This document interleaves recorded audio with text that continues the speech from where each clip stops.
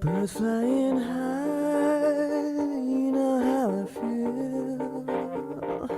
Sun in the sky, you know how I feel.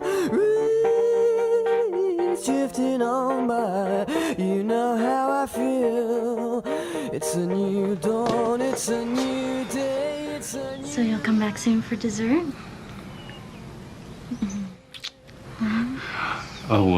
Oh, I'll be back.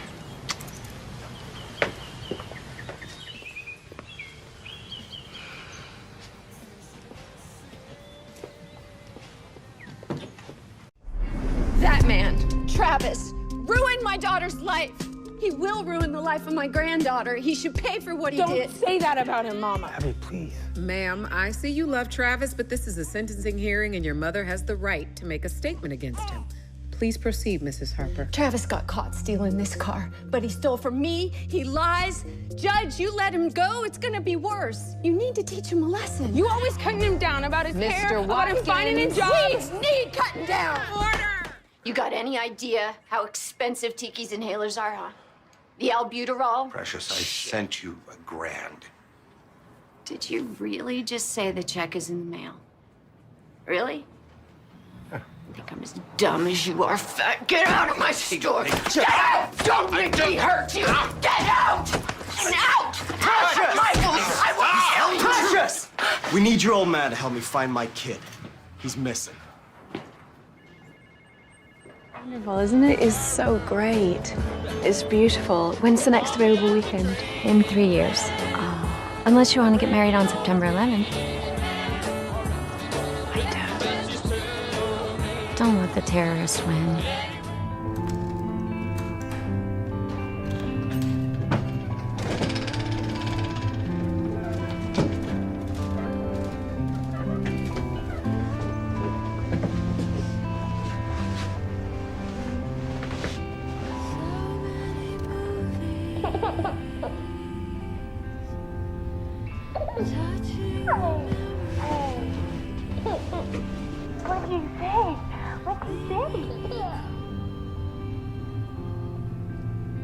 That's right. I'm right here. Look at that smile. Honey, she just smiled at me. She smiled. Look at you. Beautiful as the sun. So don't, Let you down? right. Give me some great touristy... Fluff. Right.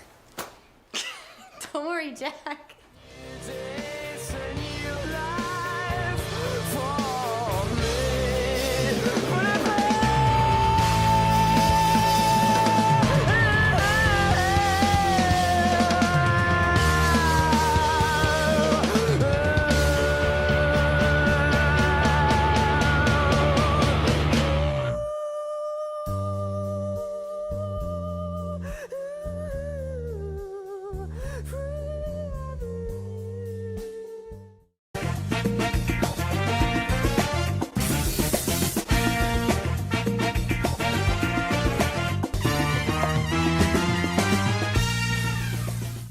Hey everybody, and welcome to Buzz Talk Live.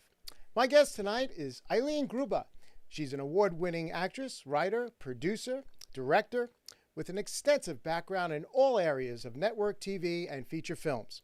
Eileen's edgy, courageous character work landed her roles on such as Watchmen, Sons of Anarchy, and the NBC's Game of Silence. She was also up for an Emmy consideration in 2019 for her work on the show New Amsterdam. Eileen is a lifetime member of the Actors Studio, where she is known as a force on stage and is often compared to theater legends such as Geraldine Page and Kim Stanley. Recently, Eileen won both the 2019 and 2020 Mary Austin Excellence in Screenwriting Awards and is honored with 2020 We Spark Award for Social Impact. She writes screenplays highlighting strong female characters and has produced many award-winning films. Perhaps the most unique thing about Eileen is her extreme life experience that mimics the roles she plays. She's been a fighter her whole life and still refuses to give up to leave her mark on the entertainment industry. She's also an advocate for the inclusion of performers with disabilities, a passion that inspires us all. So please chat and welcome Eileen Grubba to Buzz Talk Live. How you doing, Eileen? Hi. Hi, how are you? Thank you. How are you? Great job on that intro. You really cut some footage together there. I know. And I had such a blast putting your stuff together, all your content and everything. You're so accomplished, you know. I mean, look at you. You know, what you've gone through your whole life, the struggles and just getting it to this point. And I just love, you know, your perseverance and the way you fight and all that. And I want to hear more about that because, you know, a lot of our viewers might not, know you as far as what struggles you've had in your life. And so if you can just, I know that, you know, it's a touching thing that you've been through, and it's an amazing thing that you've been through. Take us back and tell us, what happened. Take you back. Take you back. the dreaded childhood story. The dreaded childhood story. Yeah, I know. You know, but it's I think it's important because there's a lot of people out there that might be looking at this for the first time and not knowing you, like I said, and to see how accomplished that you've become, and because of what you've been through your whole life. And they don't know what I went through to get where I am, right? Exactly. So yeah, and you're right, it helps people because I think a lot of people when they get into the battles that eventually we all unfortunately face, unless we get taken out rapidly somehow. But I've had a lot of those battles a lot younger than most people. And I say childhood battles, but it's been a lifetime of battles. So I was paralyzed from the waist down when I was a little girl, just under 5 years old. We had vaccines for school, and the one that I had attacked my spinal cord, or my immune system attacked it. We don't really know, but I was paralyzed from the waist down. They at first told my parents I wouldn't live, and then they said, she'll never walk again. She has permanent spinal cord injury. So I was put in a wheelchair, and that was kind of that. But my little brain couldn't No. Couldn't figure that out. So I just kept trying and trying and trying. And I guess I figured out at a young age what they're now learning in the spinal cord study centers is that if you put weight repeatedly on a spinal cord injury, if it's not a complete sever, it will regenerate somewhat. Oh. And so I just kept trying and trying, even as a little girl, until one day I could stand, by the side of my bed holding on. And I fell a lot, but I kept trying, and I really wanted to be a cheerleader, so I knew I had to walk if I wanted to be a cheerleader. And so at that age, that's what I fought for, and I did it. And I think by the time I was 8 years old, I was a cheerleader, and I didn't walk well, and I still have, to this day, a lot of the damage from the growing years of being in a wheelchair and having spinal cord injury. That's a permanent injury. And actually the last doctors who did a spine study were like, it's amazing you do this well. And I've had doctors look at my ankle and foot and stuff because it's been rebuilt so many times and ask me, how are you not sedentary and obese? And I'm like, just because I refuse to be sedentary. And so that was the big battle. Yeah. But there have been many since. So you're basically rebuilt? Yeah, your leg? What's funny is when I was a little girl in a wheelchair, I remember watching The Bionic Woman on TV and The $1 Million Man. And I remember, or The $6 Million Man or whatever he was. And I remember watching that and being like, I want bionic legs. And my mom was like, oh, honey, that's not real. And now I actually have a semi-bionic leg. Wow. On the inside, on the left side. And I actually got to meet Lindsay Wagner multiple times, and we have a lot of friends in common. We've spent a little time together up in Arrowhead, and I got to tell her that when I was a little girl, I wanted to be her, and that was one of the things that made me go, she was my strong role model on TV. You didn't see people really with disabilities, not many, except for Jerry Jewell. You just didn't see it, and so there we are. I am bionic now, and yeah, I mean, I have to do all the work. It's not like that show. I still can't really run without really hurting myself, but I still try. Yeah. So, but I hike mountains now. The story goes on. I lost my parents both really at a young age. I think this year it'll be 30 years ago that my mother died. And it was like a few months after she died that my dad got diagnosed with cancer, and we lost a lot of people through those next 7 years in our family. And I think about 6 years after my dad died, I got diagnosed with cancer. And I thought, oh my God, like everybody I ever knew who had cancer died. So I was like, but so after all this, you got diagnosed with cancer too? I did. Yeah, I did. Oh boy. You didn't know that part of the fun battle. I'm telling you, the battles have not stopped. Non-stop throughout my life. And, but the interesting thing is that because of my childhood, there was one thing I knew how to do, and that was fight. And I got mad for a little while, and I got sad for a little while. But when I say a little while, it was like, and then I was like, get into warrior mode. How are we going to beat this? Wow. Like I always remember my mom when we were kids, when you'd be hit with a pressing problem, she'd be like, figure it out. And so I do, like that's what I do. So I went into warrior mode then in my early 30s. I was like, this is not taking me out. I'm not done yet. I've got too much work to do. And so I went to war with cancer, and I won. Oh, and so this year, I guess, makes 18 years cancer free. And the reason that that's exceptional is because the cancer that I did have is the one that killed my dad, but also in the battle there, they figured out that I have the genetic cancer syndrome that caused the cancer that killed my mom. So I got the big old lottery of fun in life. And that genetic cancer syndrome is extremely deadly and very high rates of cancer. And you're expected to have multiple cancers, before the age of 50 and all that stuff. And traditionally people get those cancers a decade sooner than the parent before them. And, Got my angels up over my head there, you see. Yeah, no, that's good. That's good. I just have made it a part of my life to cancer prevent every single day, every meal, every move I make, and I'm cancer free all these years. And even my doctors are kind of amazed at that, as they've said to me, that they're just amazed. But because given my genetics, but I'm like, you know what, we have control over all of that with our nutrition, our exercise, our mindset, all that. I believe we have a choice, and that is to fight for your life or give up. And even a lot of people, when they think they're fighting for their life, they're really giving up because they're not really committing 100%. Man, you know that that poem, it's like an ancient poem that says, do not go gently into that good night. Fight against the dying of the light. Well, wow.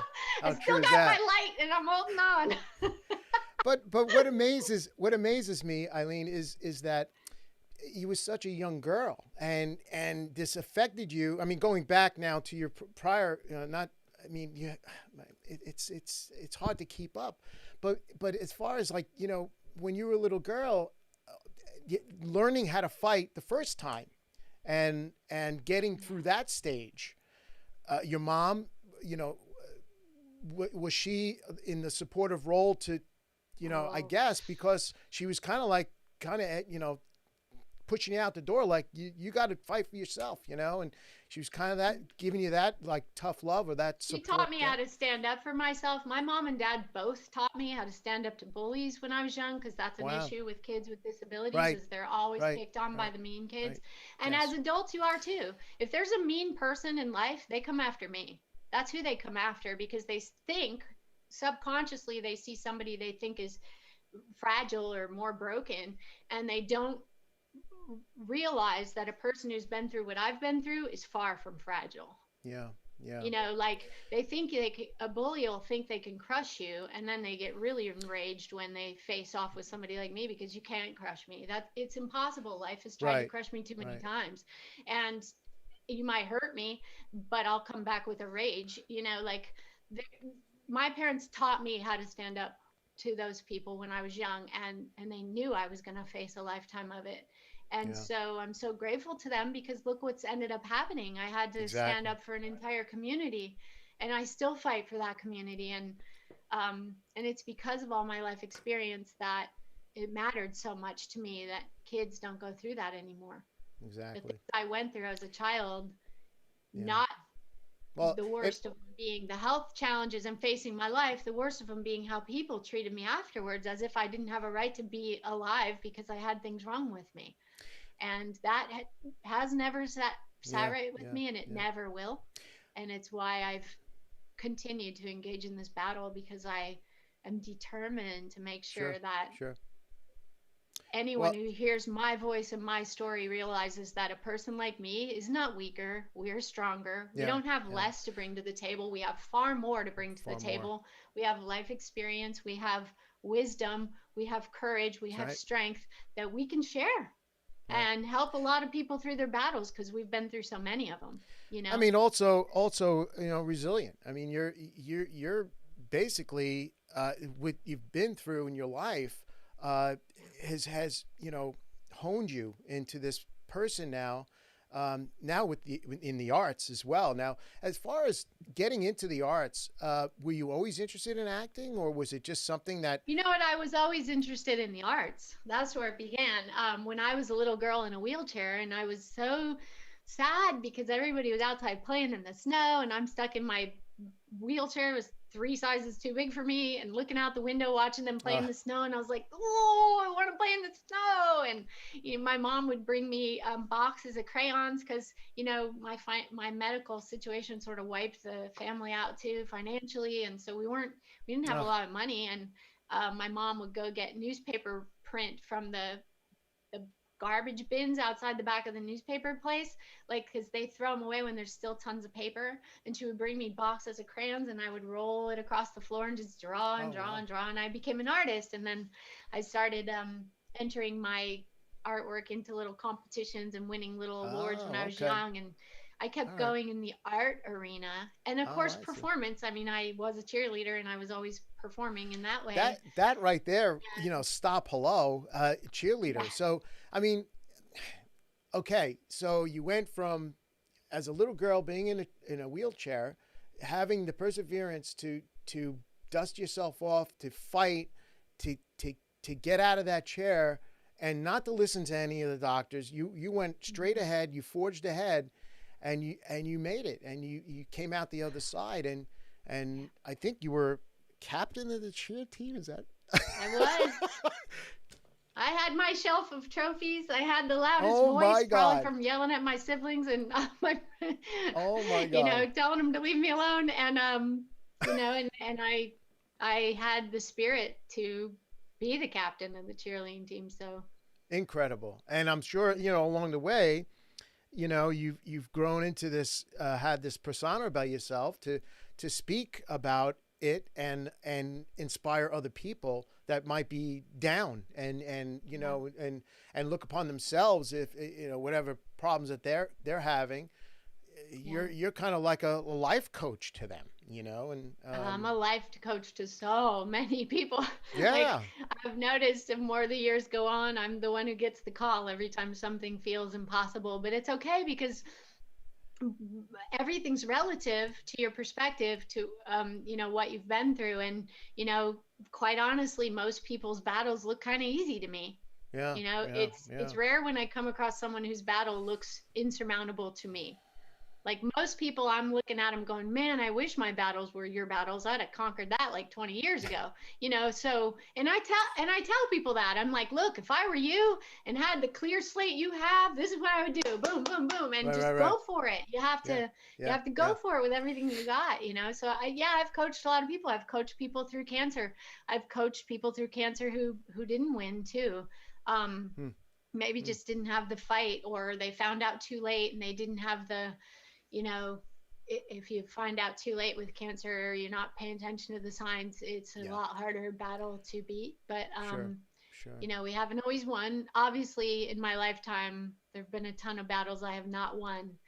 But when it came to fighting for my life and fighting for my dreams and my life purpose, which I know is important, I haven't lost. And where you fought, some of them, but and where you fought. I mean, you grew up in I believe it's in Alaska, right? Anchorage, Alaska. I was born in Anchorage, Alaska. My parents left there and made a cross-country move right before my age of 5, and it was in Arkansas when we had just arrived there that the bad vaccines for school happened, and I nearly died. And unfortunately, it had a lot to do with where we were and the medical stuff available there at that time. It was a perfect storm, and I'm very aware of the fact that I'm very lucky to be alive right now. You're Wonder Woman. whatever Wonder Woman does, I don't know. That's great. What an incredible story. We have some chats. Let me put some chats up here. Let's see here. Sienna here. Question: what keeps you going? What's your strength coming from today? Oh, I see my friend Anton there, and I hope he doesn't mind my saying he's in a battle now with a spinal cord injury, and he's also an actor, and we've been chatting a lot on Facebook, and I'm just proud of him for being willing to put up the fight and battle. And Senna wants to know what keeps me going. What's the one above that? Is that her too? Above Anton's? You're a wonderful inspiration, and you have a beautiful smile. Oh, that's great. Thank you. What keeps me going? There are a lot of things that keep me going. Sienna, it's, I learned a lot from my wonderful, wise, amazing mother who left the earth way too soon, but I learned a lot from her. And she taught me how to fight when I was young. And I remember when I was having a terrible time at school and I didn't understand why everybody had to pick on me every single day. I'm just trying to walk. I'm just trying to exist. And I remember being so frustrated with it. And there was a day that I came home so over it. And my mom said to me, they're not showing you what's wrong with you. They're showing you what's wrong with them. She said, what you have there is a great judge of character. And I've never forgotten that. And there have been many times in this industry where someone was showing me what was wrong with them as they're trying to point me out as the freak. I have even had an acting coach in this town call me a freak of nature in front of her whole class. Are you serious? Seriously. And put me down quite a bit. And I've had a lot of experiences like that. I've had grown men make fun of my walk in a room, and a girl I thought was a friend of mine in front of a whole group of people when it should have been a night they were celebrating some work I did. And, you know, I've had so much bad behavior from so many people. And when I was young, I used to get fighting mad about it. But as an adult now, you'll often just see me laugh because in my brain, I'm saying, thank you for showing me who you are so I can get you out of my way. Next. Yeah. And that's one thing that is, you know, it sounds perfect. Tough and all that stuff. But you know what this judge of character has done for me? It has cleared my path. And the people in my life are the strongest, coolest people you can imagine. I have friends across this country that I've known since childhood that literally showed up in Houston for me when I went through my cancer battles. One of them, my friend Sherry, showed up even pregnant out to here and left two little kids at home. And showed up for me. And I had 17 friends come in from all over the country when I went through that battle. And that was shortly after me having a little private rage with God saying, how could you do this to me? I don't even have parents to help me. And next thing I know, my friends they're mighty. So if my situation clears out the weak people and makes room for the strong ones, awesome, because life is short and I want strong people around me, and I'll be by them in battle and they'll be by me in battle. And that's how you win in life. You find the people who are on your side, and not everybody's capable of that. There's a lot of people who are not strong enough to be by the side of someone with my energy level, my spirit, my spunk, my fire. But the people who are around me appreciate that. And the biggest thing that keeps me going, besides I know what my purpose is and my drive is, I feel like every day matters because I've watched so many people I love die. And I don't know what my time frame is going to be on this earth, but I do know I'm going to make my impact before I go. And one of the things that drives me to this day is that it doesn't take me seconds to think about my childhood and remember the torment I was put through just because I was a kid with a disability. And I have a mission, a purpose to show people the strength and value and courage and grit that people with disabilities have. And the reason that matters so much to me is I never want another 5-year-old to live through the medical treatments, the surgeries, the chemotherapies, the horrible things they have to go through in a hospital just to survive, and then go out into the world and get picked on and beat up and pushed down and made fun of and kept out of the fun because they have battle scars. I think it's cruel. I think it's wrong. We are always the people going, oh, you're in a cancer battle.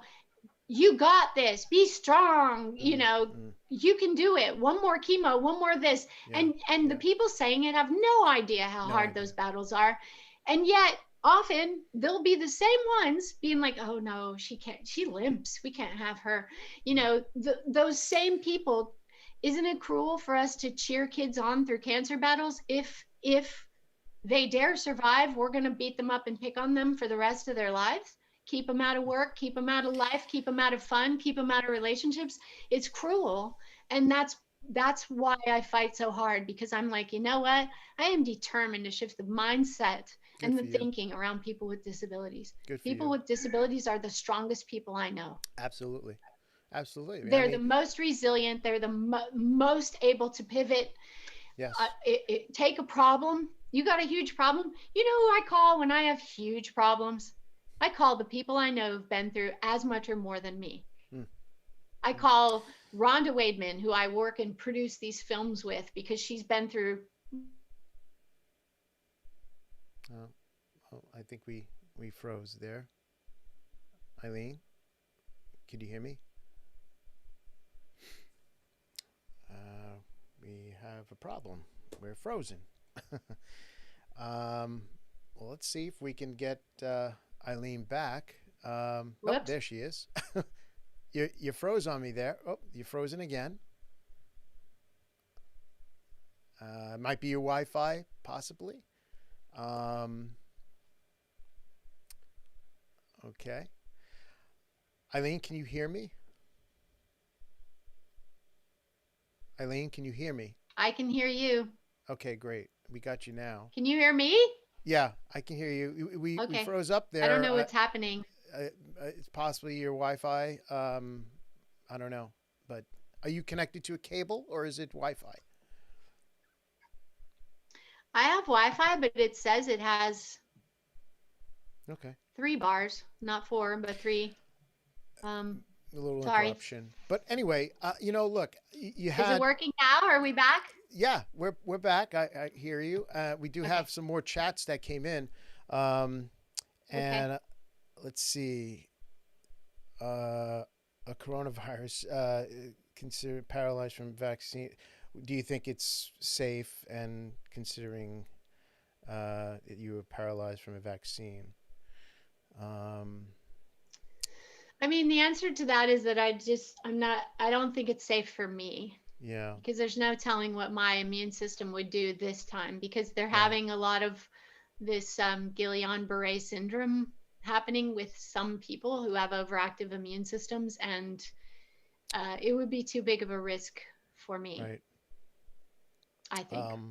Another but one I from can't Anton say that for here. everybody else. Everybody would have to check everybody in with should their own have doctors about that. Right. Everybody should have their own choice, whether to take the vaccine or not. It should be their choice.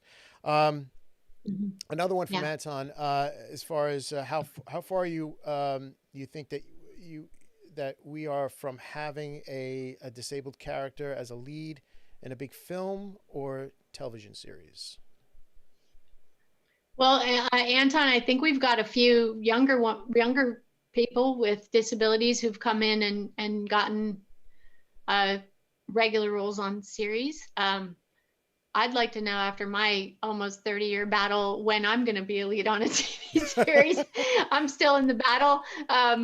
This year, with the move that NBC and CBS have made to commit to opening up auditions, has made a difference, because I've had more auditions than I've ever had in a short period of time, and a good handful of series regular auditions, which is something I've battled for many, many years. And so hopefully it's right around the corner. I'm up for 2 of them right now that are pretty amazing, and one of them would just be an absolute life changer. And I don't know how much I'm allowed to say, but I can tell you that if I get that show, I'm going to make sure that the whole world knows about that show. Would you come back I'm going to be their best PR machine they ever had. Would you come back on Buzz Talk Live, maybe to tease it? You never know. Yeah, of course. Of course. Look, you've been in the industry now for 20 plus years, acting, and almost 30. Almost 30 years. Look at you, acting, producing, writing. And casting, speaking of writing, what, talk about your writing. One of the chats up there, as far as. Well, I started writing at a young age, and I write the kind of characters I want to play, and the kind of characters I want to play are complicated and fun. And the truth is, I don't know how to write weak characters unless I'm making fun of them. So the women characters I write are strong, and they're determined, and they survive. They come through. They win their battles. And so the first screenplay I sold, I sold on a pitch to a film company. I was listening to what they needed, and I said, I've got one like that, and I pitched it, and they bought it. And then while I was away going to Houston, Texas for my cancer treatments at MD Anderson, me and a writing partner knocked out that screenplay and delivered it by the time I got back to LA and back to work. So ever since then, it's interesting, as hard as I've battled to get the doors open for acting, the writing has been a lot easier. I've won awards for my projects, but I'm always writing from my heart and my guts, you know, and I've had a life that literally could fill 24 feature films, probably 24 books.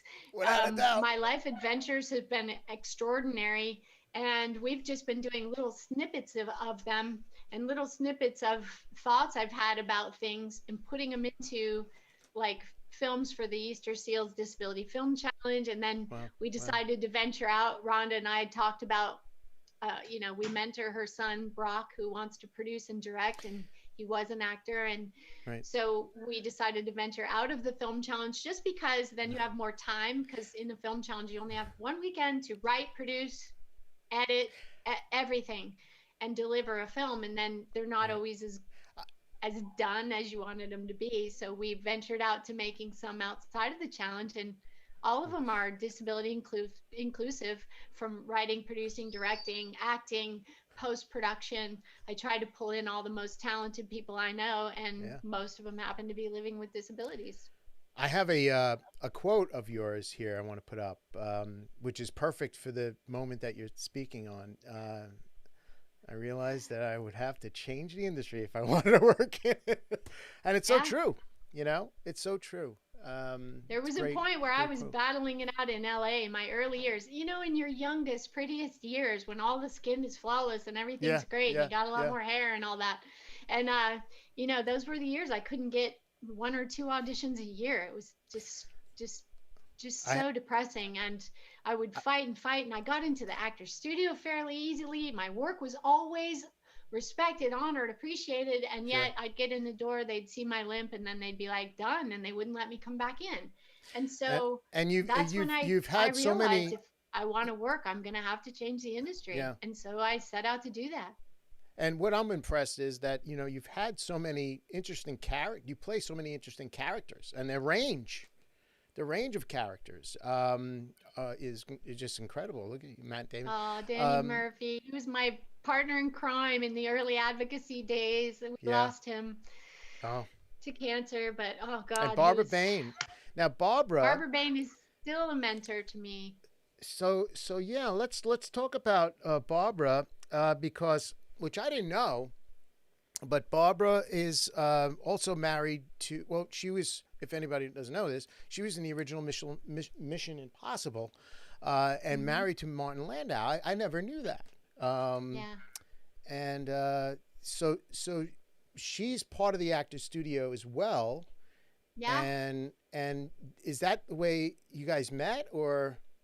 Yeah, we met at the Actors Studio. I auditioned there, not really knowing anybody, and you know, I don't know, luck, instincts, guts, all the things that happen. I ended up just happening to play a role that I could knock out of the park, and got moved to finalist pretty, you know, on my first audition there. And, you know, I started taking the classes, and Barbara was teaching a sensory class, and I've known her, you know, 20 years now. Wow. And she's been one of my greatest mentors, and how's she doing? I just love her.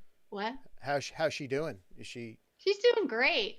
She's a phenomenon to me. Like, she never stops doing. And I think she's almost 90 now. And like, she did one of our films a couple of years ago. We were planning one, and she was walking by at the studio, and I was like, hey, Barbara, you want to do a film with us? And she's like, sure.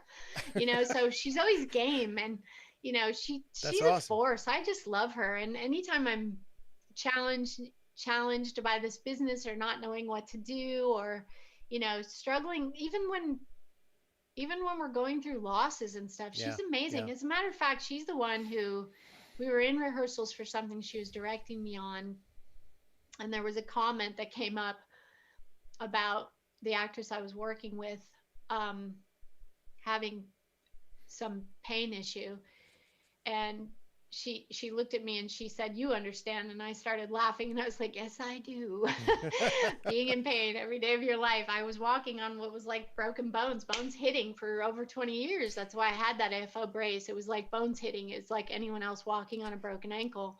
And a lot of the roles a lot of the roles that you were playing in throughout your career, you were going through surgeries and were acting with a brace on, and they would shoot you in a frame to not show that. Yeah.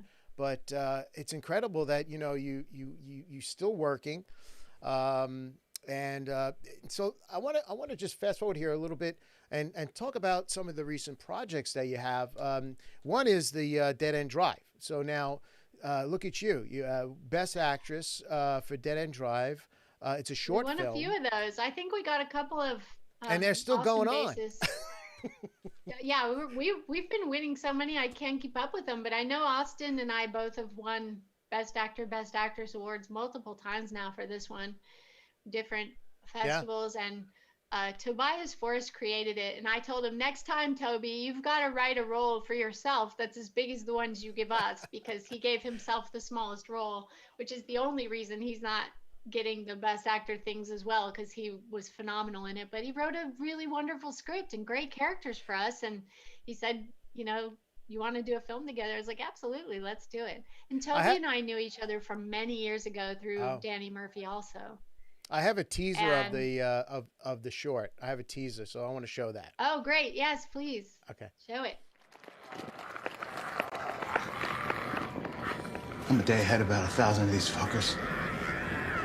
There's over 100 of us living in brick buildings behind a giant iron fence. They tore that place down like locusts. I'm the only one left. We didn't even expect to survive this long out here on our own. I'm sorry. Don't be, Oscar. You're saving us.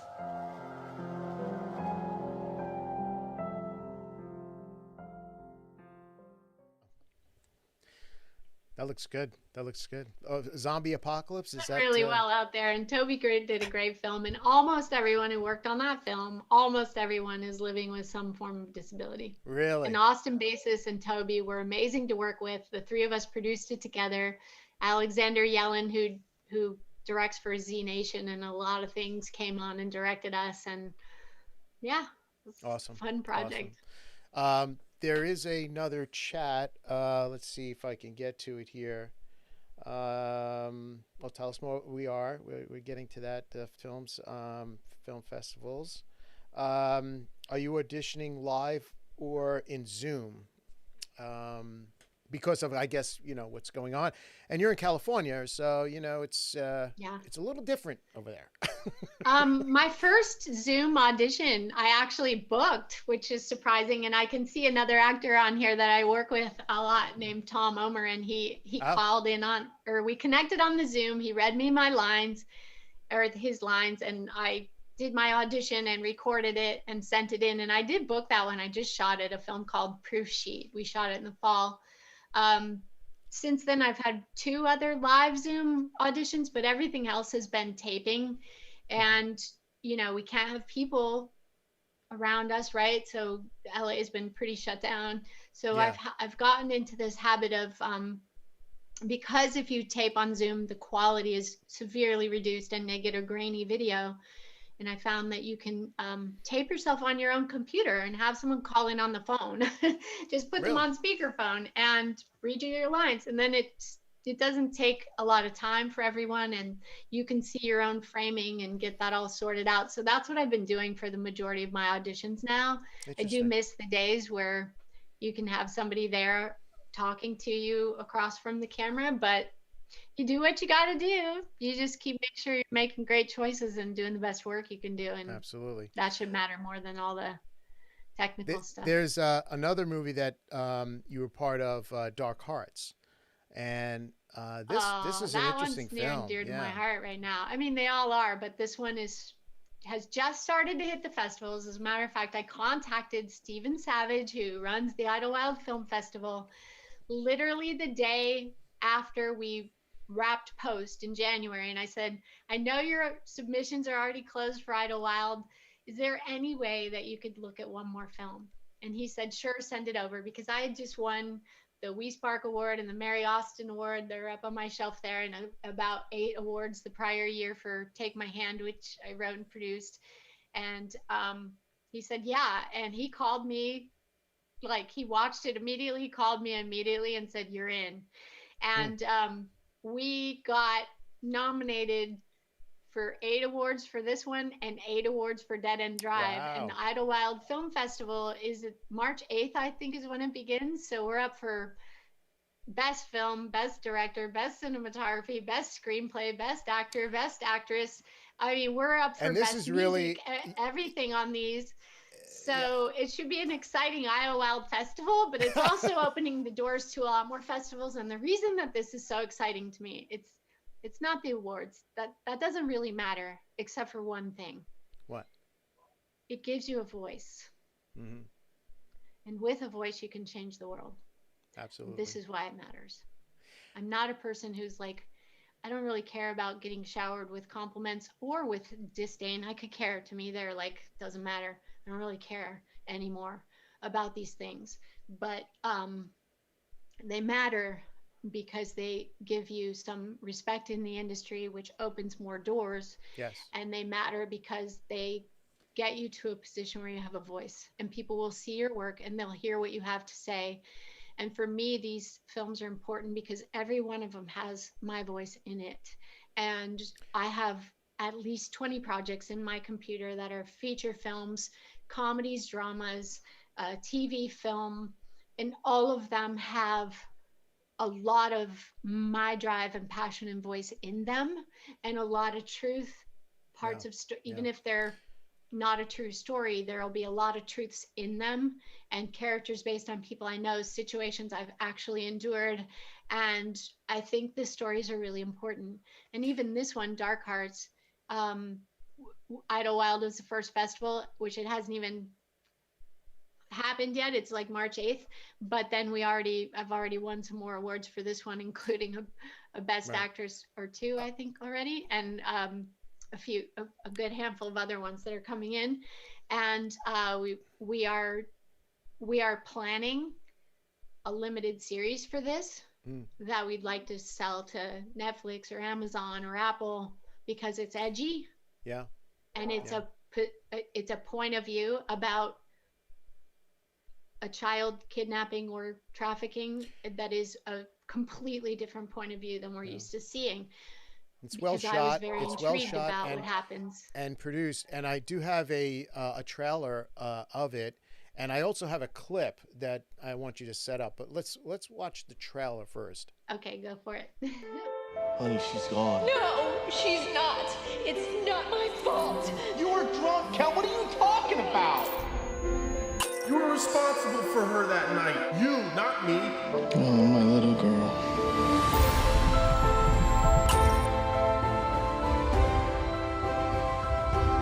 There is such a huge hole inside of my heart. I miss my baby so much. Kel, my heart is dark. There are places you can't reach anymore. Now, I am sorry, but I have to go. Please send me a sign. Let me know you're still out there.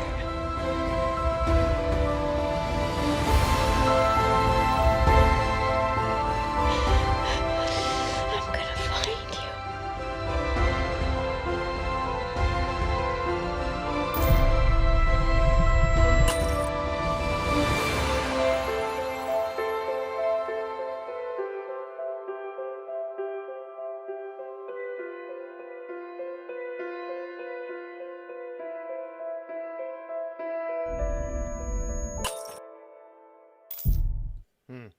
Wow. Powerful. So that's the setup for the piece we're writing is I'm going to find you. You know, there's your setup. Yeah. And it's what we're creating.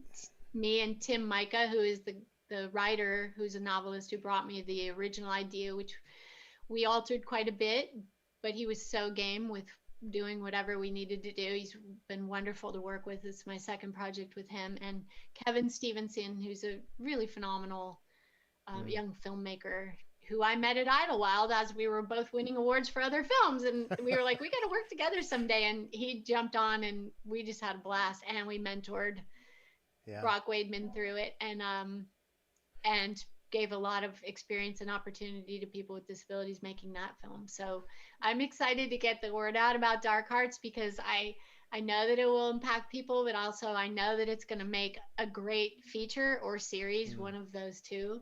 And we're just trying to figure out what and how we get it financed, but we have a phenomenal story to tell. I'm sure you get it financed. You want to set up the clip that we're going to see? Which one is it, from Dark Hearts? Yeah. Okay. Do I want to set it up? You want to set it up, or you want to just show it? I think we should just show it because it's so powerful, and let's just watch it. But it's okay for you to keep blaming me for what happened to our little girl. It's not my fault. You were drunk, Kel. You were responsible for her that night. You were. For one night, you couldn't be a sober, responsible adult. You need help, Kel. Or some support, maybe. Baby, I take you to AA meetings. I've tried to help you. I take you to the meetings, but I end up picking you up off the floor at McCoy's. They shouldn't have a bar that close to a bunch of drunks. You're your own worst enemy, Kel. You are.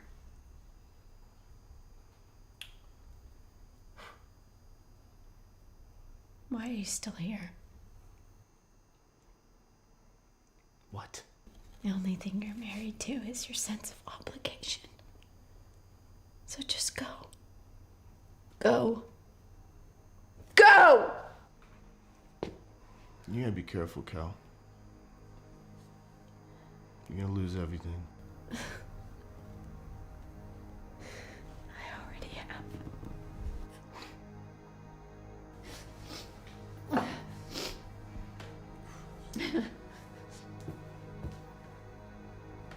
Kelly, how much longer do you think everyone's gonna keep feeling sorry for you?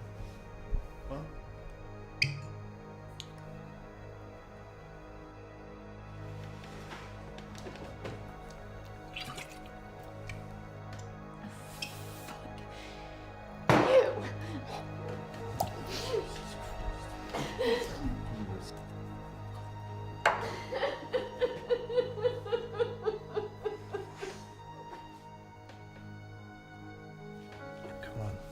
Come on, let me get you.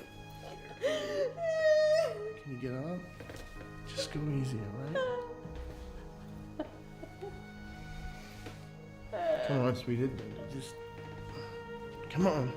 I got you. Relax. Just relax. I'm sorry, okay?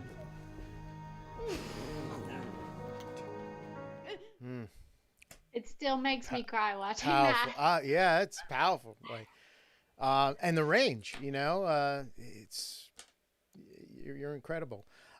So, you've done the the independent stuff, the indie stuff, winning these film festivals, but just being involved with network TV. You were in Hung. It was HBO. Yeah. That was the first show that was like, can we show your brace? And I was like, really? And I actually was like, wow. I said, well, it'll either make me or break me. Let's do it. Let's go for it. And they showed it. And you played a hooker on that one. I did. I got a clip. Let's take a look at you and Hung. Roll it down. Roll it down. You got sandwiches? What? Where your sandwiches at? I want a PBJ. Where's your cooler, lady? Cooler? Damn, come on, I want a sandwich. Yeah, ain't you from the mission? From Our Lady of Madonna. The mission lady drive this kind of car. If you guys are hungry, I could get you a donut. Guys, come on, we're out Excuse here. me. Cut that out. Hey, come on, let's go. No. Hold on. No, wait a second. Wait. You're Missy, right? You're Missy? Yeah, I'm Missy. Hi, I'm Tanya. I think we met before. I'm a friend of Charlie's. He's been staying at my house under house arrest. I had nachos. Oh, that's great. They're nice kids. Well, where'd he go? I don't know. Do you know? Who are you looking for? Charlie, Missy. I'm looking for Charlie. And I thought maybe that you could help me with that, if you wanted. Here's my number. And here's, 2 Hamiltons. Okay. And here's a Washington to sweeten the deal. And there's more. If you find him. That's funny because the thing is that the guy she's looking for is the father of my children, and I know exactly where he is. I'm just taking her money.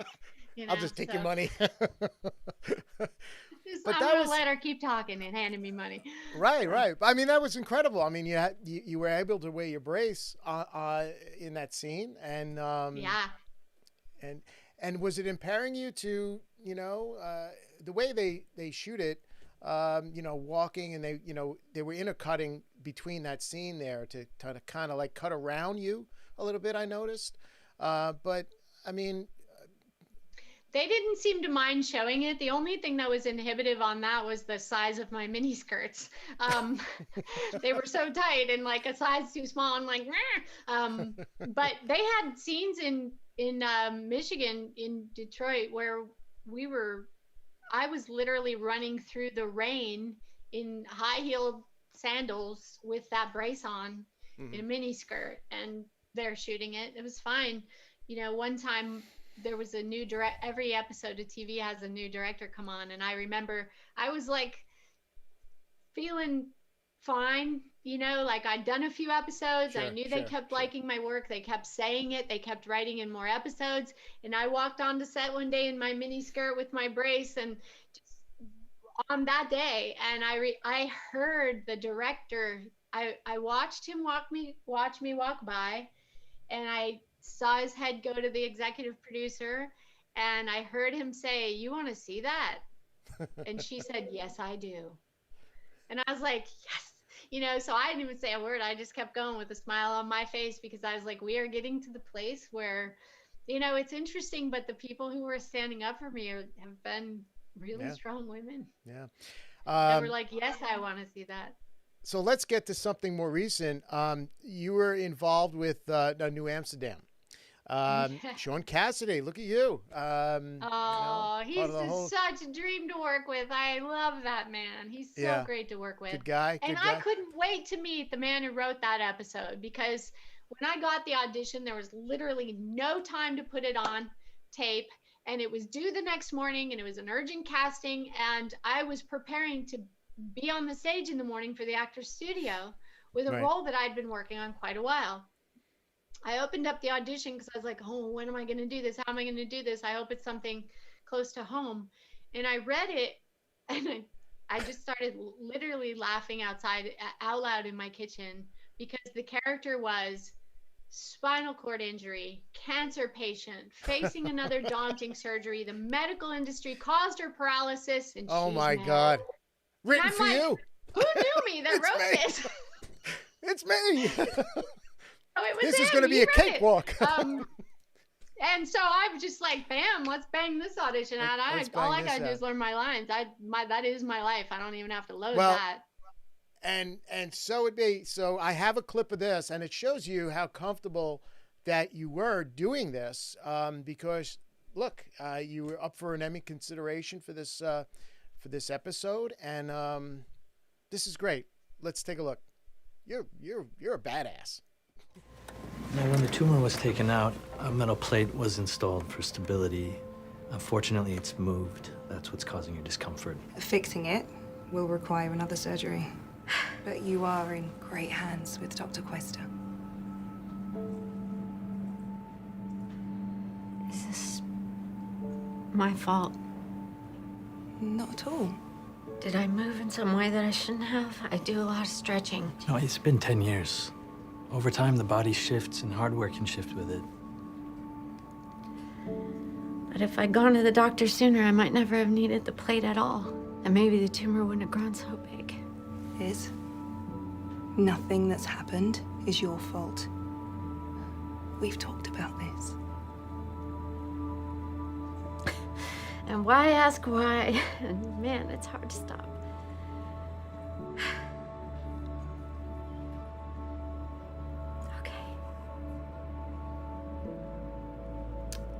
Let's do some surgery.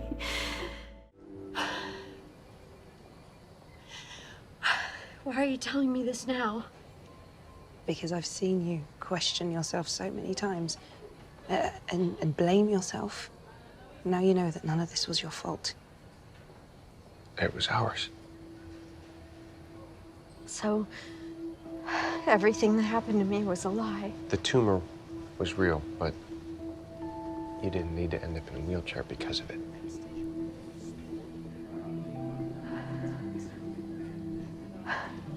Every 6 months when I come to see you, you'd check on me, do a scan, tell me I was doing better. And there's no way that she could have seen this without removing the plate. So you want a gold star for finally telling me the truth? No, we want you. I don't care what you want. Here's what's gonna happen. Elizabeth. No. I'm gonna get the most bloodthirsty malpractice attorney I can find. And I'm gonna sue this hospital back to the Stone Age. Boy. Something I wish I had done a few times in my life. Channeling your real life on that one. In my real life, I wish I'd sued a few people back to the Stone Age. I never did do that, but I sure wish I had. I would have funded a lot of movies by now. Exactly. Wow, Emmy consideration. And then, you know, I got Fear of the Walking Dead. I have a clip of that I want to show. That one's got a story with it too. There's a few of these that if you knew what was going on with me at the time, you show it, and then I'm going to tell your audience what was happening on that day. Okay, and another. You're incredible in this one too. What are you gonna do? Turn me over to the nation? No. You know they're doing it too. Hey, stop. What are you doing? You take stop your share. She took my water! Go. It's stealing. Go. You're taking twice your share. Okay. You're more about them than you do about us. There is no them and us. Then you're an idiot. You're a thief. You're a thief. I swear. Get back here, you thief! Water. Jesus, please stop. What are you talking about? If we don't work together, we will run out. And we will die. It is that simple. You should have said something sooner.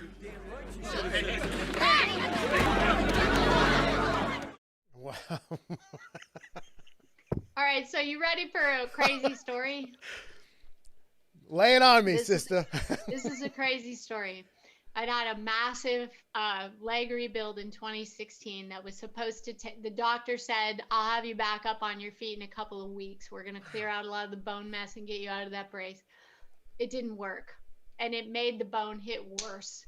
So it took, 6 months in, I still couldn't walk. I couldn't step on that leg, and I was losing my health insurance, and they needed to rebuild it again. And I was about a month from losing my health insurance. Oh my God. I got an audition for this show, and it was even a friend of mine, Laura Schiff, who I adore. But I felt like I can't let anyone know what's going on. So I had my roommate, I took a leave, just a leave, because I don't take painkillers. I took a leave. I had him drop me off at the front door of the casting office so I didn't have to go very far. I literally left my crutches in the car and took the pain to go up into that audition. When I walked in the door, I made sure I swung a purse over my shoulder and didn't let them see the fact that I could barely walk. Wow.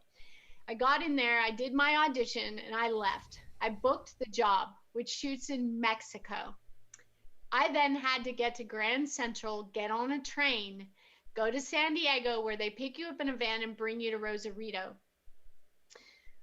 I left my crutches at home, got in an Uber, and got to Grand Central or Union or whatever it's called in LA, and had to get my ass to the train, which was a much bigger walk than I realized, and I literally couldn't walk. I was supposed to still be on crutches. It was so painful, and I fell a few times trying to I finally flagged somebody down who got me on one of those carts and got me to the train just as it was about to take off. They radioed and said, hold the train. And I jump up from the cart, spilled coffee all over me, drenched in coffee, get on the train.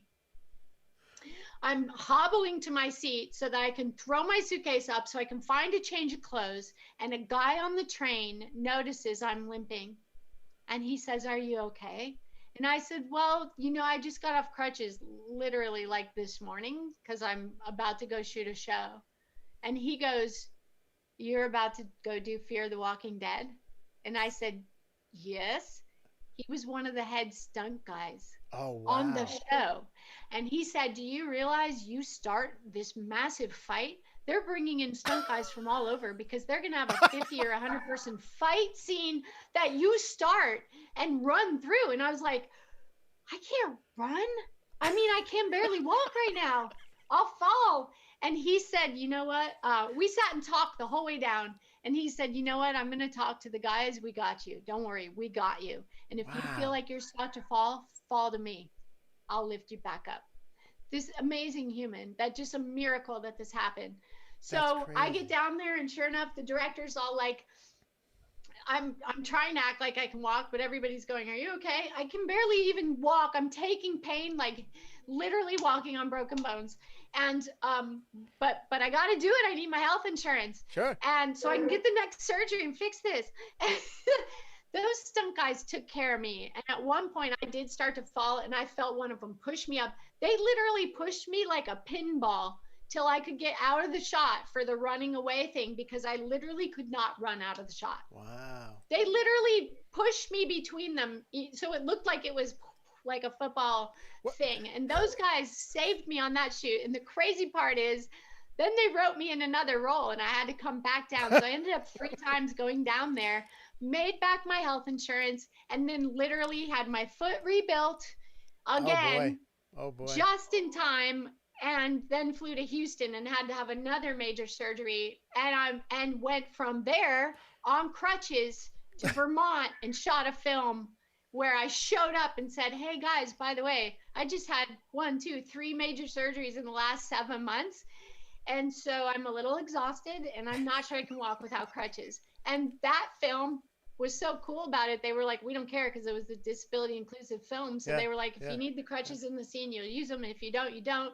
So a lot of times we would, if I was just standing still or sitting, I would have them take the crutches the right way, right when we're about to shoot, and bring them right back to me as soon as they yelled cut. So this one film, the one that Best Summer Ever, that's going to be in South by Southwest this year, you'll see me on and off crutches. And you know, there was some talk about it with the directors later saying, will people understand that? And I was like, you know what? People need to understand it because a lot of people with walking disabilities go on and off crutches and in and out of wheelchairs. And that has been my life. Exactly. There have been times I couldn't walk through an airport, but I'd get a wheelchair and then at the end, get up and walk onto the plane. And people need to understand that that is a thing because if I try to walk the airport, I'm going to fall 5 times. Yeah. You know, so that was that adventure, and Cassie never knew. I wasn't about to let anyone know because I wasn't about to lose that job because I needed my health insurance. Well, I mean, you didn't have to reach that far to get the emotion to pull off that scene either. I mean, you know, you had your physical disability and plus your emotions. People say, how do you cry like that? And I say, well, when you look at my life, how do you not cry? How do you not cry? My challenge is more to not cry. Yeah. I want to get back to the Actors Studio because there's a gentleman on that you were with, Carmen Angenciano, and he is unknown too, but not so much because he's a character actor. He's been in tons of stuff, you know, and such like a polished 227 projects. Yeah, I mean he's such a polished actor, and unfortunately, he's not with us anymore, but he left a mark on you and was your mentor, right? I mean, he's the one who gave me the guardian angels that sit over my couch.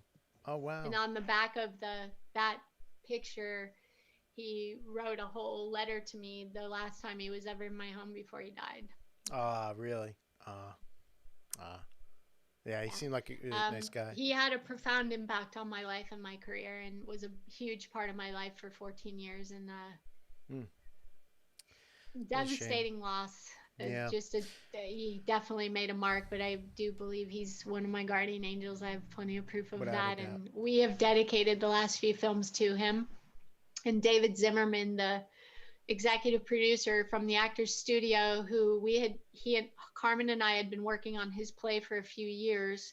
And when Carmen was dying, he reached out to me and said, are you okay? You know, how can I help? And, you know, and then after Carmen died, at the Actors Studio, I was tasked with putting together his memorial event for everyone. And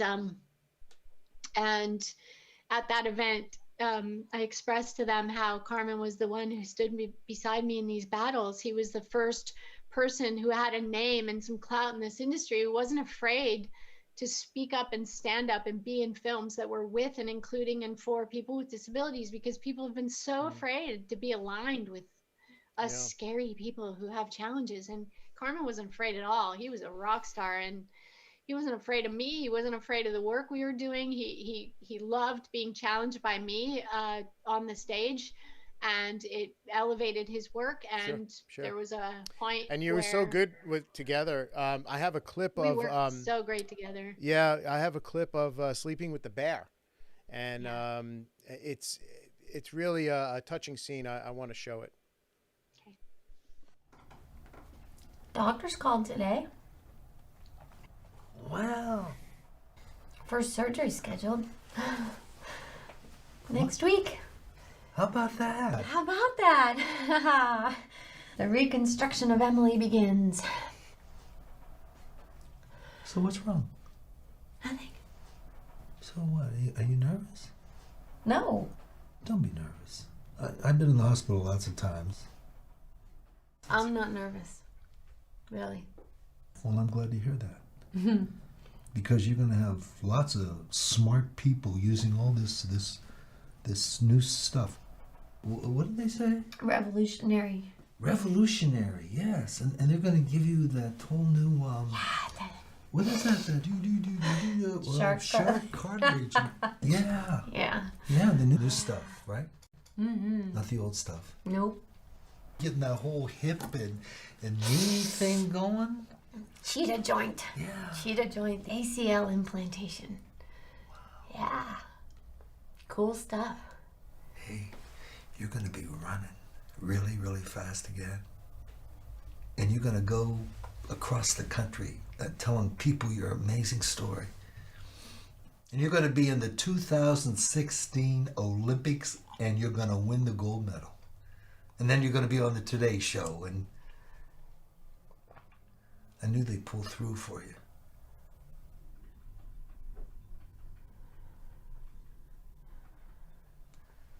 They didn't.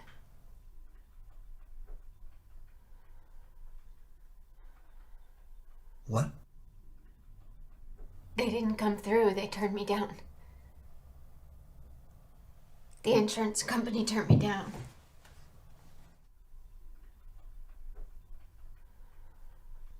What are they going to do?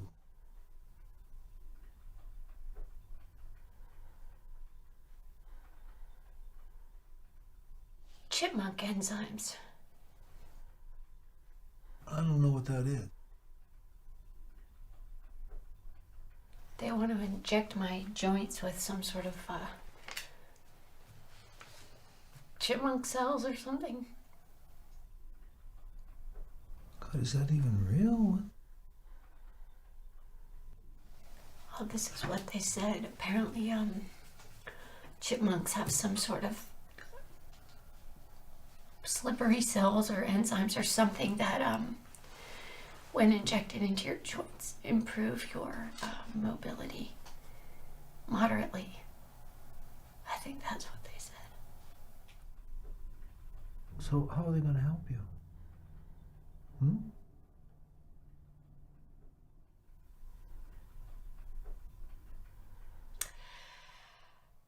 That's it, William. And that's not going to help me.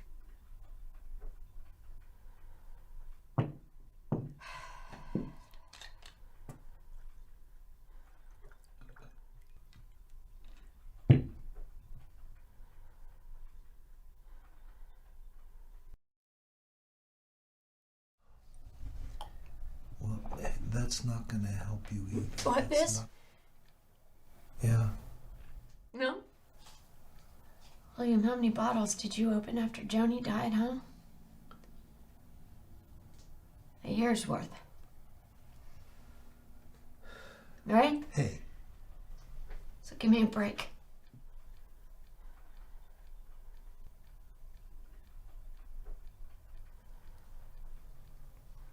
If I want to drink this, and I want to hire 15 violinists to play the Olympic theme song while I watch Prefontaine or Ice Castles or Brian's Song or Seabiscuit or fucking Old Yeller, then I have every right to do that. I have every right to take a day to do this because I'm not at all interested in limited range of motion.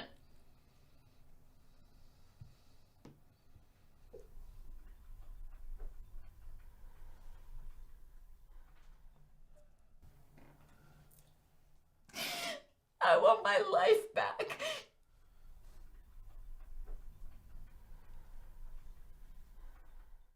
Oh, man. That's another one that's still hard for me to watch. Yeah. Because obviously, as you can tell from the things I'm doing, insurance companies have been the bane of my existence. Yeah, yeah. I mean, insurance, you know, being able to get the medical care you need, and it was a raw, very emotional piece to do. Yeah, sure. And that film got me my insurance back 1 year. Really? Wow. Yep. Wow. Yeah, because and I was like $200 short of making my health insurance, and I just think that's a travesty. I think it's a crime when we've got as many actors as we do in the Screen Actors Guild Union, and they could have everyone paying into a health fund, but they choose to only give insurance to the highest paid actors in the industry, and we all pay into it. And so that year I was so close, and I was losing, and I was dealing with cancer stuff, and wow. So I called my union and I said, well, you know, what if I make my own film? Will that count? And they were like, as long as it's a legitimate SAG contract and blah, blah, blah, blah, blah. So we dug a little deeper with some of my friends, and we realized, well, yes, as long as they hire a payroll company and they hire me and I'm not the producer and it's a legitimate film and it goes out to festivals. So we did all that. All my friends came together. We made this film. A lot of people from the Actors Studio, my dearest friends, Noam Dromey, Christine Grun, Carmen Argenziano, Eva Minamar, Gina, who I'd helped with a lot of her projects. And we made a film. And Sebastian Melito, we had some amazing people come together, and we fought and got my health insurance back. And That's that incredible. was what a journey you've been involved in. I mean, God. You know, and now fight to just stay alive, you know. Yeah. I mean, the position that you're in, you know, you have a strong voice now for others, and that's what you're advocating for now, right? I mean, you're advocating out there for the inclusion of performers in film and TV, and it's so important, you know, because they look at you and they say, hey, why can't I? And you know, well, there's even a bigger picture here. And I'm going to add that, you know, a lot of people might have even challenged me on it and said, well, why do you care if people with disabilities get auditions or not? And I said, let me explain to you why I care about this. Whether we like it or not, the reality is the majority of children in the entire world learn what they learn about how to treat people and who to include or not include or be cool to or not by what they're watching on television and in films. So if the entertainment industry and the advertising industry and the film industry decide to exclude people with disabilities, except when they ever do a disabled movie or show, they have an actor that everyone knows isn't disabled playing the role, so they have no idea of the depth of the pain, as you get to see when you're watching the performances you've been sharing of mine. They don't have any idea of the depth of it, the passion of it, but they also don't have any idea of the kind of fire and passion to live that someone like me has. Right. You know, you don't kill yourself because you have a spinal cord injury like you did in You Before Me. No way. Especially when everything's paid for and you've got the love of your life sitting on your lap. That's not when you're going to kill yourself. Believe me, if enough people met people like me and Anton, who's on here, and the guys I've been talking about, you would actually aspire to be us if you actually knew us, rather than decide to kill yourself. So the reality is, if we show more people with disabilities on screen, then in the whole world, people will go, oh, I'm not afraid. I've seen that before. I've seen somebody walk funny before. That's okay. Actually, they're kind of cool because I saw them on that show and this show. And, Right. you know, when you get to experience us and the passion and fire and the joy and the humor that comes from a person who's been through life's battles in much bigger measures than most people ever will, you get a different perspective on life. And you might learn to respect us instead of fear us. Yeah. Well, and I mean, you're that's taking a whole nother ball game. So I feel it would open up the whole world. Yeah. To including and exactly considering befriending these people because they might be your game changers in life. Yeah. You're pulling down the curtain and you're taking the mystique out of the disabled and because people look at them, you know, differently, like you're saying, and it's not fair. It's not right because those people have just as much or even better talent as the person that's, you know, walking around doing their thing. Well, if you look at my life and my career, I don't believe there's a human being on the planet who knows me that doesn't know that there's an enormous amount of passion, energy, and fire, and compassion and care and love that comes with this human being. And I know that everyone who's watched me for 20 plus years on the stage of the Actors Studio, they know I'll take risks most people won't take. I'll try characters most people won't try. I'm not afraid of being ugly. I don't care how ugly you make me as long as you pay my health insurance. I don't care. You've made my teeth green on shows. You've made me look like a beast, smoking and drinking and crackheading out. And I'm like, I don't care as long as I make my health insurance. I really don't care. Throw me down the stairs and make fun of me. Just pay my health insurance, you know, and then give me a voice and then we'll talk. And guess what? When you're in trouble, you will come find me. That's what I know. Yeah. I mean, Anton is just chatting in there. So true. I like Anton's a rock star. He's going to be shining big in our industry really fast because he's one of the people in the disabled community who is not afraid of the hard work. And it is hard work. It's very hard work. It is. And what else have I missed in this chat? No. He was just commenting. It just came in now.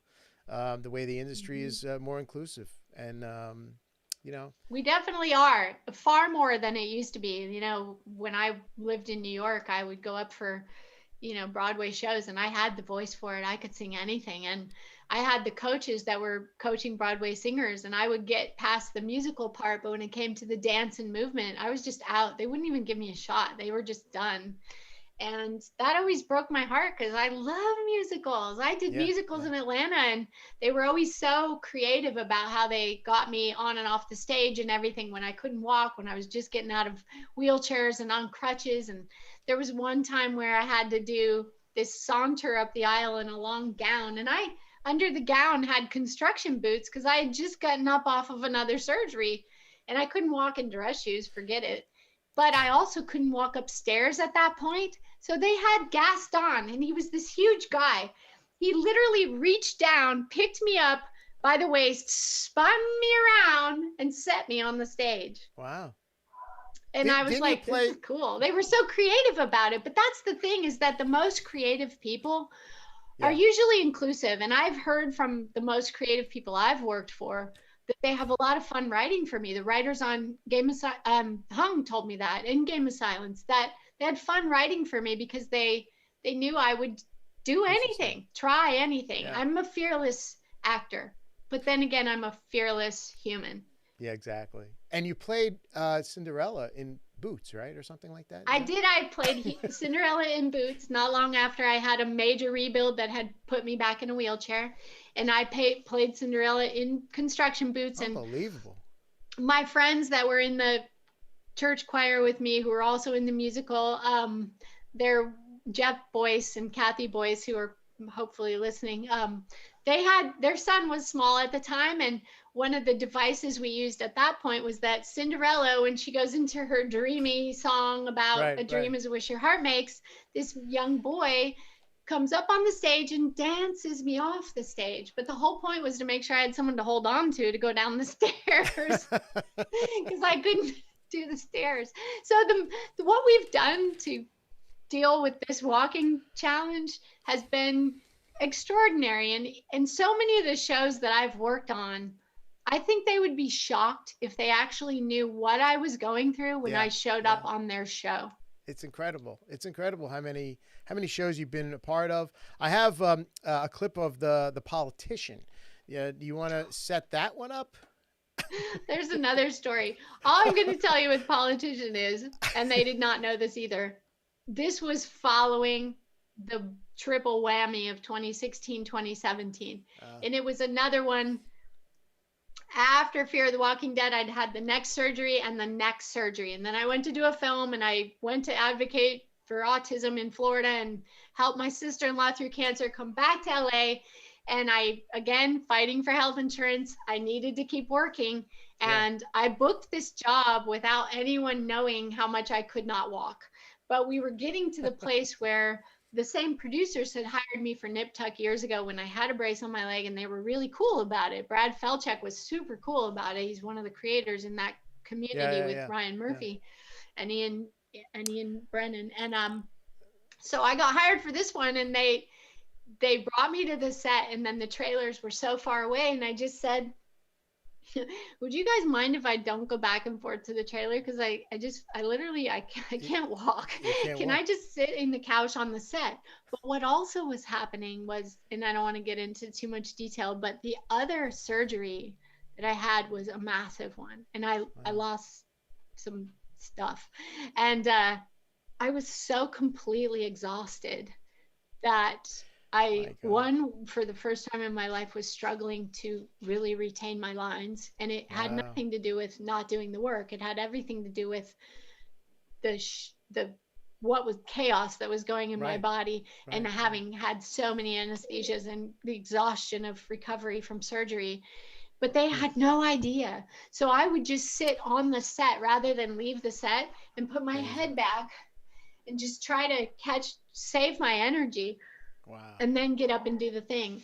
And I heard somebody at one point say, geez, you'd think you'd get some rest before you come on set and work. I know. Let me show the clip. But I just laughed in my head, and I was like, whatever, I just did my job. Okay, let me show the clip. Yes, like passing English. He speaks English just fine. It's just two rich kids fighting for attention. Scrambled eggs again? You want fancy eggs, make them yourself, little Prince George. I saw a documentary on Netflix, and now I'm vegan. Honey, you're struggling to make friends already. You don't need to add another reason for people to be annoyed by you. And this... If I had a car, I'd have a license plate that said vegan for life. Who'd you guys end up voting for in the election? I wrote in Daniel Andreas. He's a militant animal rights activist on the FBI's 10 Most Wanted list. Does he go to your school? It didn't seem to affect you there. So I mean, to this day, they have no idea what I was struggling with to be there for that to shoot. But I showed up. I did my job. That's all I can say. Yeah. But I did have trouble walking back and forth across that kitchen that day, and they maybe they saw it, but they didn't really know the extent of what was going on. But they were super cool. I love that team. They've always been good to me. I have a graphic here of Stephen Hawking. You met Stephen Hawking? Yeah, I did. I went. That's amazing. You know, he's like the Einstein of our time. I mean, he's not with us anymore. But I sat down in that office and had a conversation with that man about how I'm changing the industry, and his response was, "Please let me know how I can help." Wow. Yeah. Wow. That was one of the most profound experiences of my life. I have a friend named Christopher Jordan, and when we're done with all this, if there's a video, it's going to go out to the UK, just so you know, and it'll go across the UK. Chris Jordan runs a website called Disability Talk UK, and he doesn't even have a disability, but he cares about inclusion for all people with disabilities. So he started this #AllIn campaign, All In. And he's been doing this work. So he's been having these competitions. This year it was a poetry competition by disabled poets. Wow. And that particular year it was a photography competition. So he asked me to be one of the judges alongside me and Stephen Hawking, just the two of us, be the judges for this campaign. So when it came time to award the woman standing there, Becky Dan, it was me and Stephen Hawking and Chris Jordan and Anthea, who is Stephen Hawking's assistant, but right-hand man, nurse, all that stuff. He had a whole team, but we got to sit in his office and talk. And at one point, Anthea said, you know, just sit down and talk with him. He wants to hear what you're doing in the industry. And I explained to him what I'm trying to do and why, that I feel it's so critical that we be seen on screen, accurately portrayed, so that people will stop fearing us and stop punishing little kids because they have something that, quite frankly, they didn't choose that's wrong with them, you know. And I explained all that to him, and I could just, you know what, I read people for a living. It's what I do. If I'm in a crowded room, I can watch someone from across a room and know what's going on with them. This man had so much trouble communicating. Sure. But to this day, it brings me pain to know what I saw in his eyes.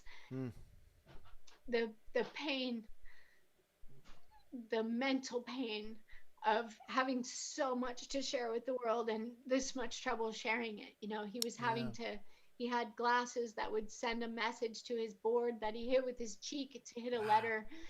It was so hard to communicate. And yet, look at what the man accomplished. I know. Because he was surrounded by people who cared.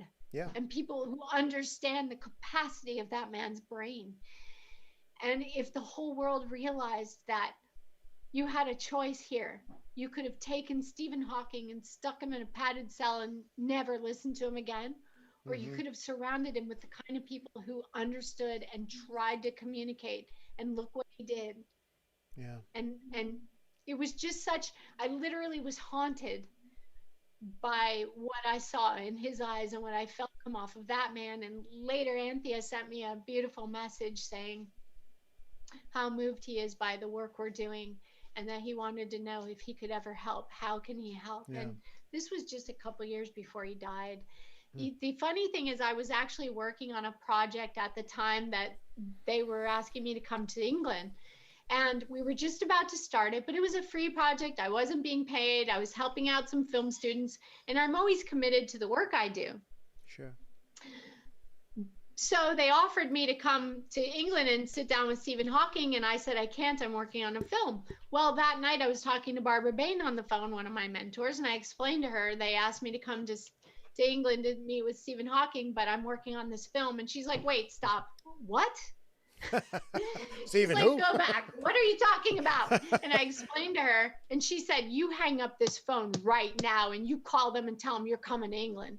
And I said, Barbara, I'm committed. She said, stop. How many free projects have you done in your career? And I said, most free projects. Mostly everything I've done is free. How many of them has changed your life? 0. Hang up the phone, book your ticket to England, get someone to replace you on that film. And I was like, yes, ma'am. Hung up the phone. I was like, she's right. So I called my friend Cynthia Dane, who in my life is a rock star. Cynthia Dane is one of the friend everyone wishes they had. She shows up when you're in trouble consistently. And even if you're having a bad day, a good day, it doesn't matter. Cynthia's on your side. I called up Cynthia. She's also an actress. And I said, Cynthia, you're in my age range. Will you take this role for me? I think it pays like $50 a day, if that. It's just no pay. It's no whatever. and then after she said yes, I contacted the filmmakers and I said, I'm really sorry, but I have a work obligation I've got to take. And here's an actress for you. So I handed her a job and I took off to England, and this happened. And I am forever grateful to Barbara Bain for once again intervening with wisdom, because one of the areas that's been most lacking in my life has been parental wisdom. So I am so grateful to Barbara Bain and Alan Miller, both, and Carmen Argenziano and Lou Antonio and the people, Helen Sanders at the studio. These people Yeah. Elaine Madsen, the mother of Michael Madsen and Virginia Madsen, dear friend of mine. These are the people that have stepped in to become parents for me, and the wisdom I didn't always have. You know, I have had to learn everything on my own, and I'm so grateful for the wise people who have stepped in and said, stop. Well, you created, without you even knowing, you created a support group of people that, you know, you can call on, and some being your mentor and some, you know, just close friends and people that understand what you're going through. And, you know, it's paid off for you throughout your whole life, really. Well, and no, that's an interesting point you bring up there, and let me go into that a little bit. Another part of the population that a lot of people fear and dismiss are older people. Now, maybe it's because I lost my parents at such a young age, in my 20s, but very early 20s with my mom. Mm-hmm.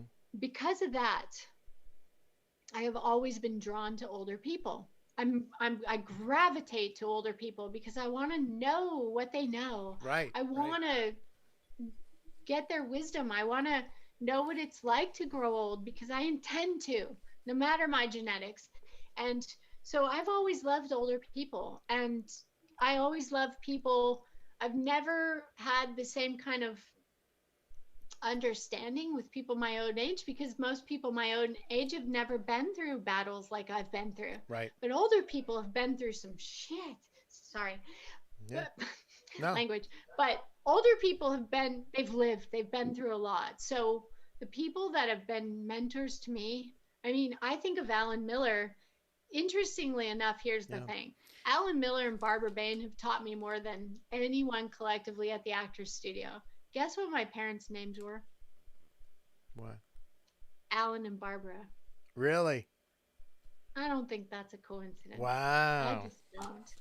And, you know, and then I learned an enormous amount from Carmen and Martin Landau and Lou. But Barbara and Alan have been like, not even just mentors in the acting, but in life. There have been times when I, you know, coming through that bad surgery in 2017 that I told you about, the triple whammy, that 2016, 2017, I went to Alan Miller at one point, and he's 92.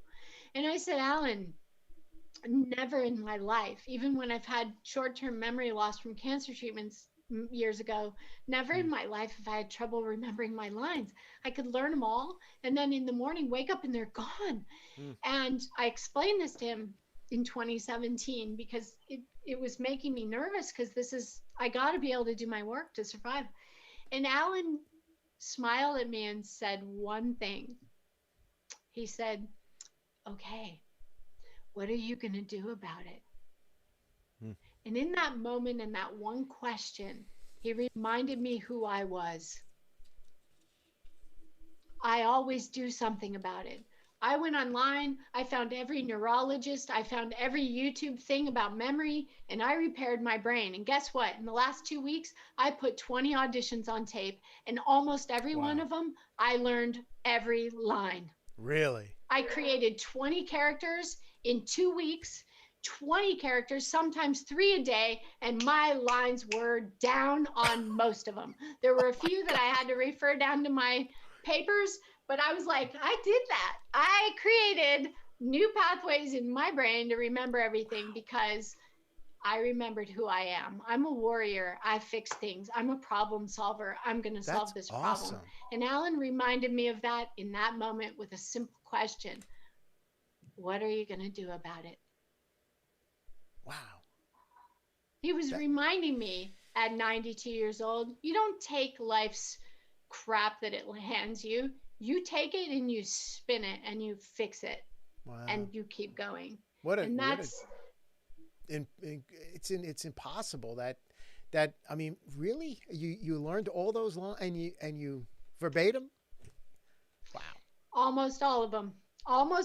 You will, you know, as many as I could. There were a few days where it was like I was getting hit with a couple of them a day. And this is just new because the industry is really opening up, and NBC made that commitment to opening up the doors, and suddenly I've got NBC and CBS opening doors to me. I'm so grateful for all the people making that happen. Grace Wu and, the girls at CBS who I just went through a directing program with are just amazing. And yeah.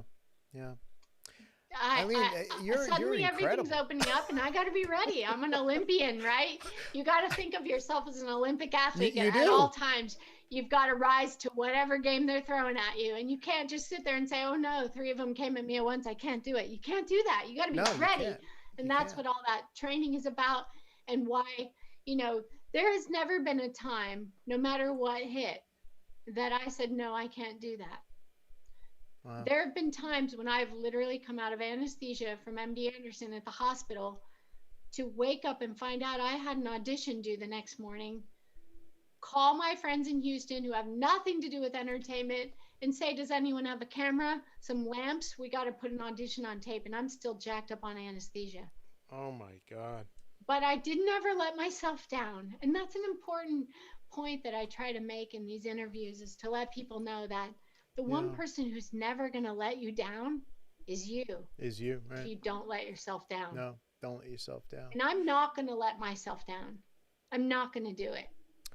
Well, I tell you, Eileen, as I said in my open, you're a unique individual, and it's so true, because you're just driven, and you're a warrior, and any other adjectives you want to throw in there, go ahead. But I mean, my God, what the journey you've been through in your life to this point, and keep going, and don't stop. Thank because you. They talk about breaking glass ceilings or whatever. I think you've you went to the moon already. I mean, but you've been through, and what you're doing, and you're creating a support group.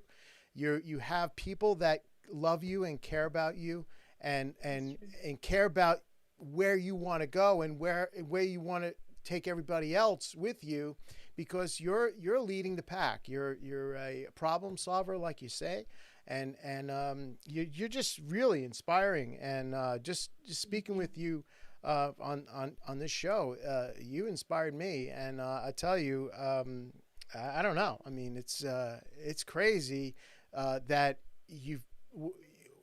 the things that you've accomplished. And I mean, who does that? I think it's just, I don't know, subconsciously that you just have to just get it out there, and you have everything built up inside from your past, and this is all from when you were a little girl, and the dramatic scene that you were involved with in your life. And I think that, it just came to a head later in life. And now it's just, you're just forging ahead, and you just got the blinders on. You just get out of my way. I gotta. I am literally like, get out of my way, because my life matters. Get out of my way. If you want to I'm jump on alive my for a back, reason. come on. Absolutely. Warrior Princess Eileen Grubba. Please don't cross me, because it's not going to be me who harms you. I have guardian angels that are mighty. Oh no. No, And, I mean, I tell you, there's an interest. I tell you, Eileen, you should find a way you can bottle what you have inside you and sell it, because you'd make $1 million, because there's so many people. That's in my screenplays. You wouldn't believe the screenplays I've written. Well, there you go. I mean, maybe that's a way of changers. bottling it. Maybe that's a way of bottling it, and you just gotta, get out there and just sell it.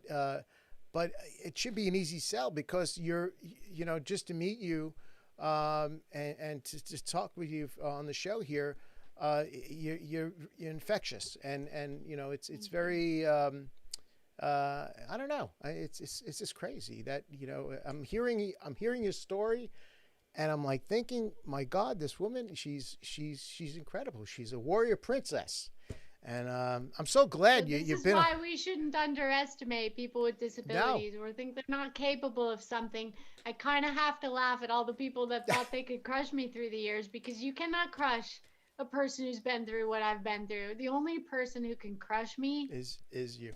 Is me. Right. And I'm not willing to do that. No. Then don't. Because I know that my purpose is far bigger than me. So That's right. for me to allow you to crush me would mean I'm allowing you to crush Brock Wademan, who I adore and mentor. Yeah. You crushing me would mean you're crushing every kid coming up behind me with a disability, and I'm not willing to let that happen. No. As a matter of fact, years ago I wrote a pilot.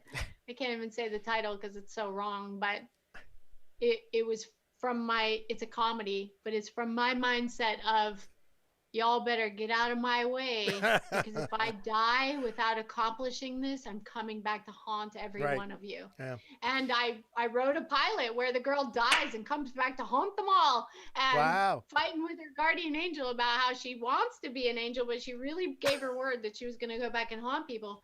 And I keep telling, and it's a fun pilot. It was even nominated for a Humanitas Award, thanks to Brian Oppenheimer and Barbara Ganji.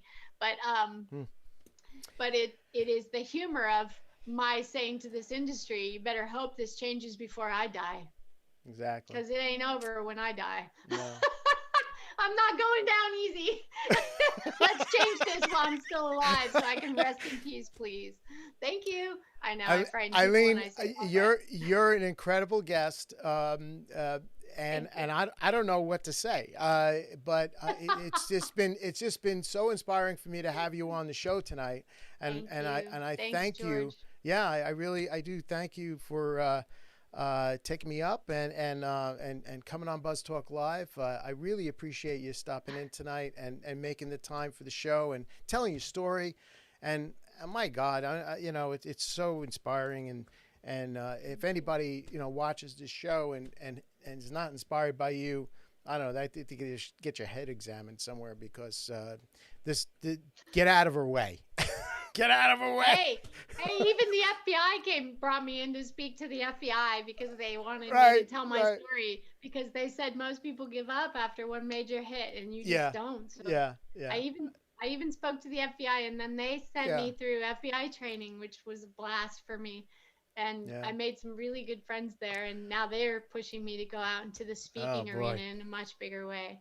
So thank you for that. Thank you. Thank you for I stopping hope it in helps tonight. people. You know what I most hope is that it empowers people. No, I think your story will live on. Hey, where can people find you and follow you and all that good stuff?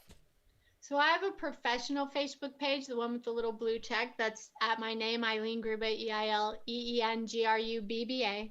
And you can find me on Instagram, Twitter, Facebook that way. Go to the professional page, though, because the personal Facebook page is full, and I literally have thousands of friend requests that I can't fill because it's full. But the professional page you can do whatever you want with. But you can find me on all those platforms. I also have a website, EileenGrubba.com.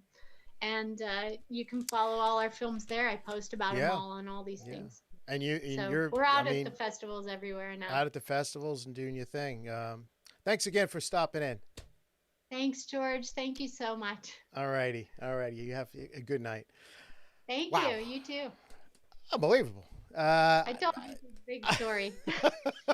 Big story. Sorry. Unbelievable story. And I think everybody should be inspired by Eileen. I don't know what to say. I'm speechless. I think she said it all, because her journey in life should inspire anybody. So I'll leave it at that. And I appreciate her stopping in tonight. And also, best of luck on all the film festivals. It looks like you're knocking them dead out there with all the festivals. Best of luck with all that. Yeah, absolutely. So join me again on Thursday night with a legendary reggae artist from Jamaica, the man with the golden voice, Jack Radix. And this guy, if you like Lou Rawls, Barry White, and a mixture of, what's the other one? He sounds like somebody, but this guy has an incredible voice, legendary reggae artist, Jack Radix. So tune in on Thursday night at 8:30 p.m. Eastern here on the Buzz Talk Live show. That's all for tonight, folks. Thanks so much for sticking up and listening to Eileen with her incredible story. So that's it. Good night, America. Bye.